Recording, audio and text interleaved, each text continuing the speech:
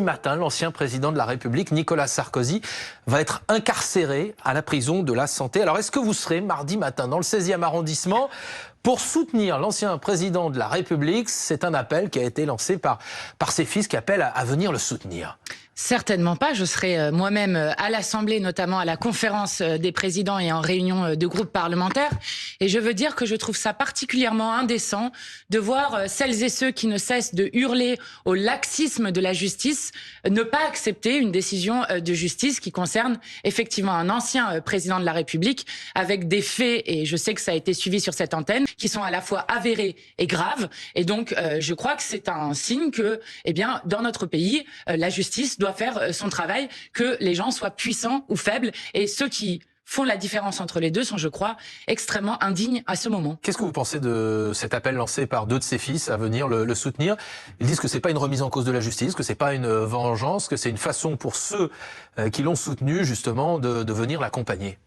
Eh bien, ils peuvent l'accompagner en privé, mais ils n'ont pas appelé à un rassemblement. Encore une fois, je le redis, je crois que c'est indécent dans la période, et d'autant plus vu les discours politiques qui sont toujours tenus par la droite, l'extrême droite, qui ne cesse d'appeler à plus de fermeté. Mais lorsque cela les concerne eux-mêmes, que ce soit Nicolas Sarkozy ou Marine Le Pen, eh bien, d'un coup, trouve ça absolument scandaleux qu'il y ait de la fermeté de la part de la justice. Lucie, Nicolas Sarkozy qui s'est confié à la Tribune dimanche. Oui, il s'exprime ce matin dans les colonnes de la Tribune dimanche. Je n'ai pas peur de la prison, dit-il. Je garderai la tête haute.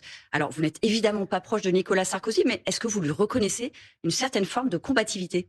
Non, je ne lui reconnais rien. Je veux redire que les faits sur lesquels il est aujourd'hui condamné sont des faits extrêmement graves. Ce sont des faits dans lesquels il y a eu des morts dans un acte terroriste, je le rappelle, avec de l'argent. Donc nous sommes sur des faits qui sont d'une forte gravité, et tant mieux si il ira en prison avec combativité, mais il n'empêche qu'il va en prison, et que je crois que c'est important que ces faits aient aujourd'hui été jugés. Lui, il dit qu'il a été condamné sur une hypothèse. Qu'est-ce que vous pensez de cette défense? Eh bien, je crois que la justice a rendu son verdict, et que là encore, il y a eu de nombreux faits qui ont été donnés lors de ce procès, que par ailleurs, Nicolas Sarkozy n'est pas condamné dans un seul procès. Il a d'ores et déjà été condamné. Il y a d'autres procès qui sont en cours, et je crois que c'est important que, y compris un ancien président de la République, puisse être jugé, non pas sur des hypothèses, mais sur des faits. Et est-ce que vous reconnaissez que, excusez-moi, que Nicolas Sarkozy reste présumé innocent puisqu'il a fait appel?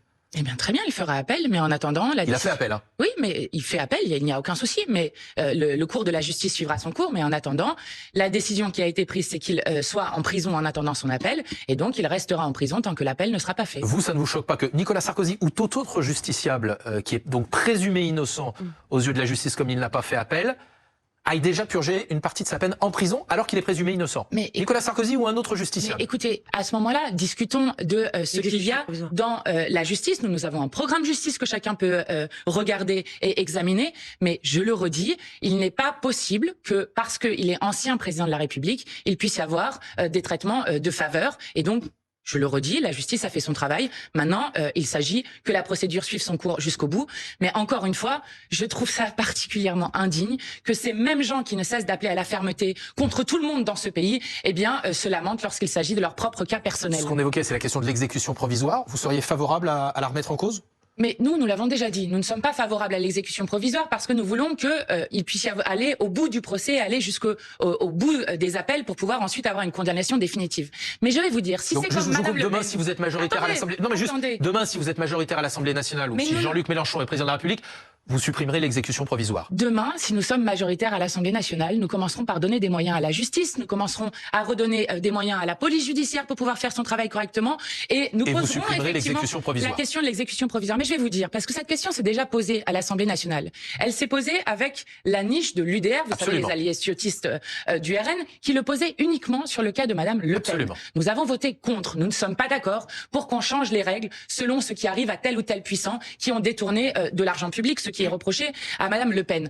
Donc je vais vous dire, pourquoi est-ce que Madame Le Pen et ses amis veulent autant une dissolution dans ces derniers temps? C'est parce qu'ils espèrent ainsi être majoritaires à l'Assemblée nationale et ainsi voter une loi d'amnistie pour Madame Le Pen. Donc ces gens-là ne sont intéressés que par leurs petits intérêts personnels, et nous voulons défendre les intérêts du peuple, et notamment le fait que la justice ait les moyens de mener son travail. Il y a eu un élément autour de ce procès de Nicolas Sarkozy qui a été très médiatiquement repris, c'est la charge de l'ancien président de la République contre les juges, avec l'idée selon laquelle il y aurait des juges qui seraient politisés, ou en tout cas qui auraient dans les jugements qu'ils rendent des colorations politiques.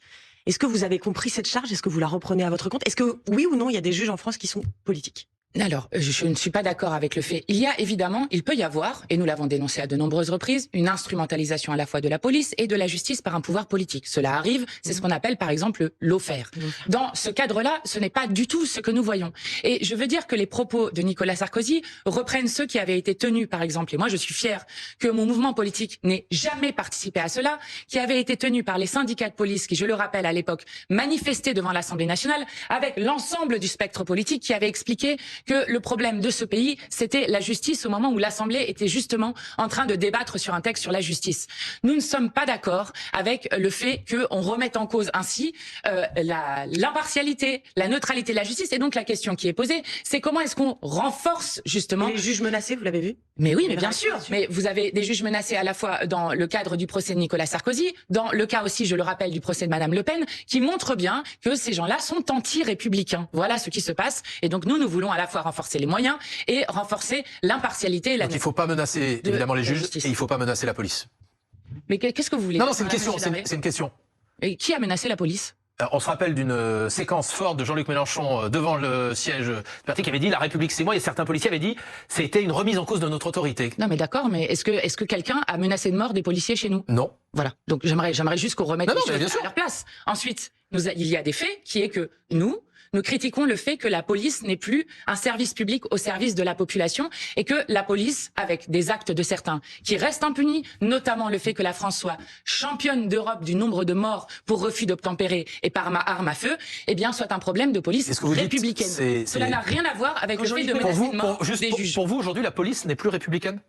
Je crois que quand il y a une impunité policière, il y a un problème sur le fait que la police soit républicaine. Effectivement, je ne dis pas que la police dans son ensemble n'est plus républicaine. Je dis que nous avons un problème de règles et que ces règles, notamment sur les refus d'obtempérer, pour parler de cela, quand vous regardez qu'il y a eu un mort pour refus d'obtempérer en 10 ans en Allemagne et que vous vous retrouvez en France avec 13 morts en 18 mois de refus d'obtempérer, oui, je crois qu'il y a un problème de règles et c'est pourquoi nous demandons l'abrogation de la loi Cazeneuve, qui est la loi que nous appelons permis de tuer.